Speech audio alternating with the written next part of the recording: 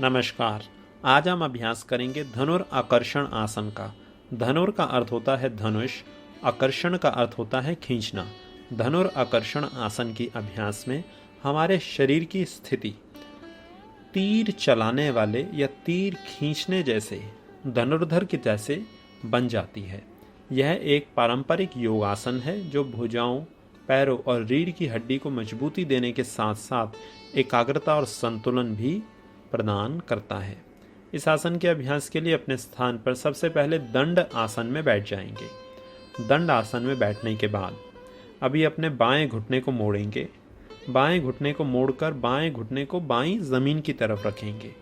अभी दाएं हाथ से बाएं पैर के अंगूठे को पकड़ेंगे उंगली से और पूरा ऊपर की तरफ खींचते हुए अपने बाएं हाथ से बाएं पैर के अंगूठे को पकड़ लेंगे, कोहनी बिल्कुल सीधी रख के।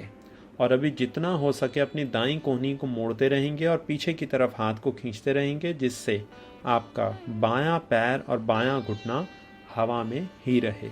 सामने देखेंगे और इस आसन में लगभग 15 सेकंड से लेकर 60 सेकंड तक शरीर को स्थिर रखा जा सकता है।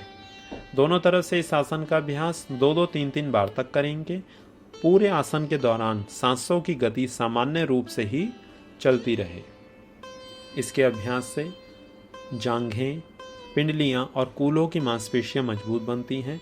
कंधे, पीठ और रीढ़ की हड्डी में लचीलापन बढ़ता है और रक्त का संचालन अच्छे से होता है। इसके अभ्यास से एकाग्रता, संतुलन और सहनशीलता में वृद्धि होती है। सावधानियों के रूप में कुछ बातों का ध्यान रखेंगे। पीठ दर्द और पीठ से संबंधित कोई गंभीर रोग होने पर, रीढ़ की हड्डी में चोट लगने पर और घुटनों में दर्द होने पर इस आसन को ना करें। और घुटनों में दर्द हो तब भी इस आसन को यदि आप कर रहे हैं तो बहुत आराम से और ज़्यादा घुटना ना मोड़ें। इस आसन का अभ्यास करने से पहले लगभग 30 सेकंड से 1 मिनट तक दंड आसन का अभ्यास करें और इस आसन को करने के बाद में बद्ध कोण आसन का अभ्यास करें। इन सारी बातों को ध्यान में रखकर इस आसन का अभ्यास करें, जिससे आपको किसी प्रकार की कोई हानि ना हो और इस आसन के पूरे लाभ भी प्राप्त हो सकें। अब आपसे मुलाकात होगी अगली कक्षा में एक नए आसन के साथ। तब तक अपना ध्यान रखें। नमस्कार।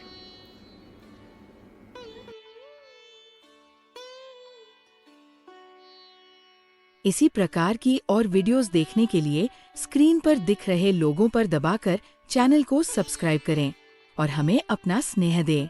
धन्यवाद।